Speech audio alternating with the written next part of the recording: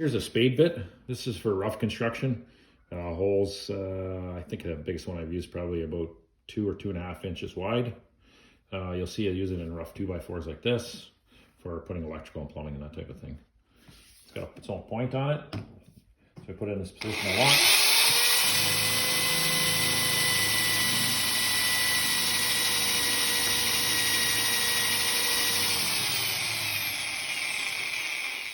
You drill right through it, but obviously this one's quite dull. Very rough surface inside, and it's not moving very fast. It should be either sharpened or replaced. And they're fairly inexpensive to replace.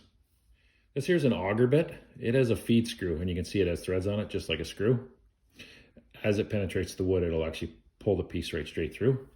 On the outside of this here, this is called a spur. This sits higher than the cutting lips, which are here.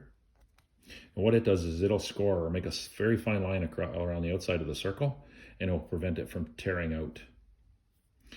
And as you go in the hole, what happens is the chips on any one of these, whether it's a twist drill or whether it's this one, the actual chip will actually curl around here and it'll come back out through the entrance to the hole. This is how it works. You got to watch because it's quite aggressive, and it'll pull right in, and it'll have a lot of torque in it. You want to stay basically straight in the hole. If you get sideways in the hole, it might torque your hand and spin the drill out of your hand. Don't ask me how I know that.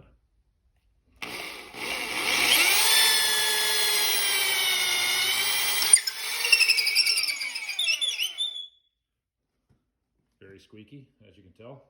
A lot of times when you want to pull it out, especially it's in it long ways, and I've used them up to about 3 feet long, you need to put it in reverse to bring it back out.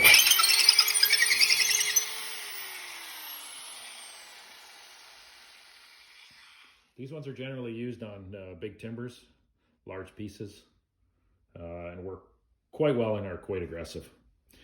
Some of them are used for finer work, and this tip here basically has a much finer thread on it. Those are set up for more finishing work. Here I have a twist drill, and I have a countersinking bit. You may be wondering why there's tape wrapped around it. This helps me to set the depth that I'm going to go into the wood. In this case, it's 3/8, so that I can do a tapered plug. And this one was set up for some other type of operation. In order for me to drill here, it's good to have a punch mark. If I don't,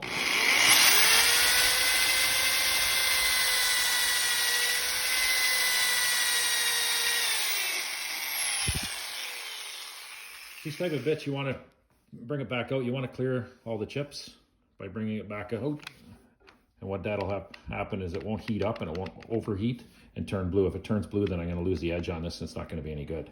So now I have a countersunk hole. I just countersunk the hole. There's no pilot hole in there, but this is a, if you can tell here, there's a slot cut in the end of the screw. This acts like a drill and it becomes self-tapping, meaning that you don't have to pre-drill it.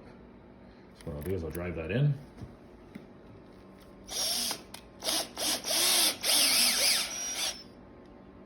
It's secure down in the bottom of the hole, and now I'll show you how to make a plug.